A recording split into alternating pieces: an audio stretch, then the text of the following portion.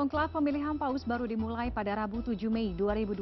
Sebanyak 133 kardinal berkumpul menjalankan tradisi sakral untuk memilih pemimpin gereja Katolik. Bagaimana pelaksanaan konklaf dan situasi terkini di Vatikan? Bergabung bersama kami Padre Markus Solokewuta SPD, staf Dikasterium untuk Dialog Lintas Agama Tahta Suci Vatikan. Selamat malam Romo Markus. Selamat malam Mbak Tiffany.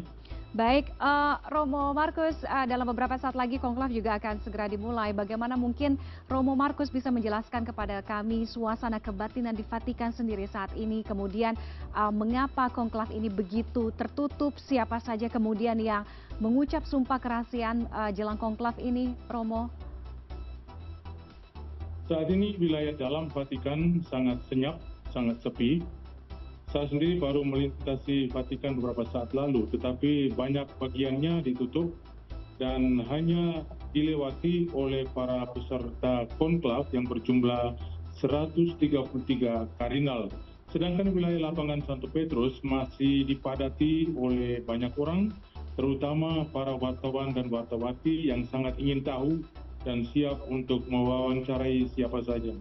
Tadi pagi pukul 10 waktu Vatikan, para kardinal sudah merayakan misa untuk pemilihan paus yang terjadi di dalam Basilika Santo Petrus di Vatikan. Dan setelah makan siang dan istirahat, pukul 3:45 waktu Vatikan, para kardinal diangkut dengan kendaraan untuk pergi ke dalam istana kepausan, persisnya ke dalam Kapel Paulina yang bersebelahan dengan Sistine Chapel atau Kapela Sistina. Dan tadi, tepatnya pukul 4, mereka sudah berbaris dalam sebuah prosesi yang sangat meriah untuk masuk ke dalam Sistine Chapel atau Kapela Sistina untuk memulai dengan proses pemilihan. Saat ini, hari Rabu 7 Mei, pukul 4:15 waktu Vatikan, para kardinal sudah sedang berkumpul untuk pertama kali di dalam Sistine Chapel atau Kapela Sistina untuk memulai dengan pemilihan. Tetapi pada awalnya, setiap kardinal harus bersumpah di atas kitab suci atau di atas Alkitab dengan syarat untuk tidak membongkar rahasia atau tidak berhubungan dengan dunia luar. Dan setelah itu akan dilakukan pemilihan putaran pertama pada sore hari ini dan sampai menjelang malam. Dan diperkirakan bahwa asap pertama yang akan keluar pada hari ini akan kita lihat antara pukul 7 sampai 7:30 malam waktu Vatikan. Oke, baik.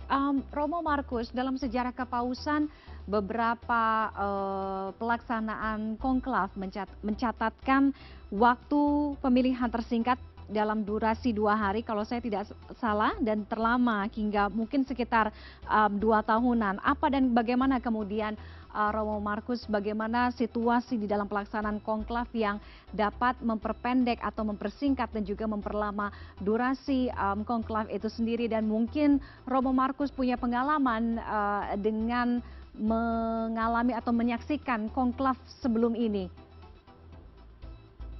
Jauh sebelum ini, puluhan bahkan ratusan tahun yang lalu, konklaf berdurasi berbeda-beda. Seperti dikatakan, ada yang sampai 2 tahun, ada yang sampai 1 tahun karena tidak ada kesepakatan yang dihasilkan. Dan akhir-akhir ini, katakanlah 5-6 konklaf terakhir, durasinya akan semakin pendek. Ini semua karena tergantung dari regulasi dari konklaf itu sendiri atau peraturan konklaf itu sendiri yang dikeluarkan oleh para paus.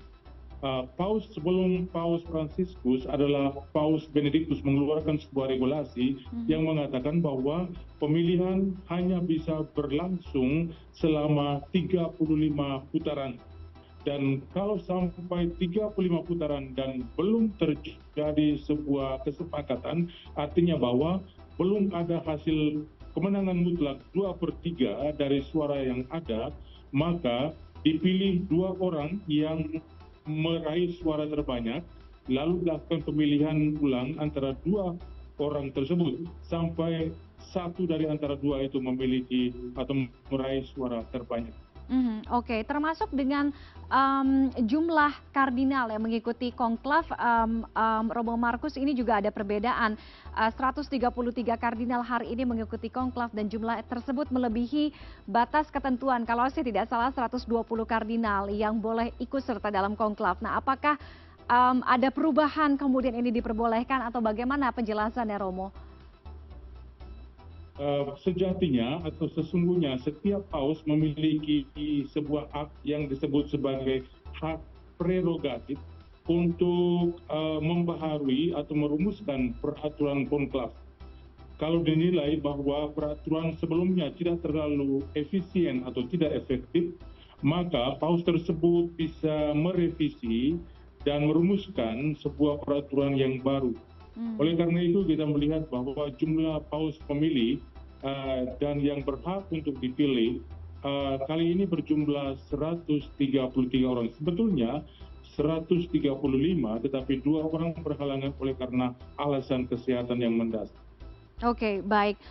Terima kasih Romo Markus atas penjelasannya. Dia memberikan gambaran kepada kami di sini bagaimana kondisi atau suasana di Vatikan pada pemilihan konklav.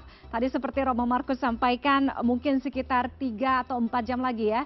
Sekitar 3 sampai dengan 4 jam kita akan melihat apa hasil atau apa warna asap yang keluar dari cerobong asap di sana, apakah hitam atau putih, nanti kita akan lihat bagaimana perkembangan situasinya. Terima kasih sekali lagi Romo Markus sudah bergabung dengan kami malam hari ini. Sama-sama Mbak Tika.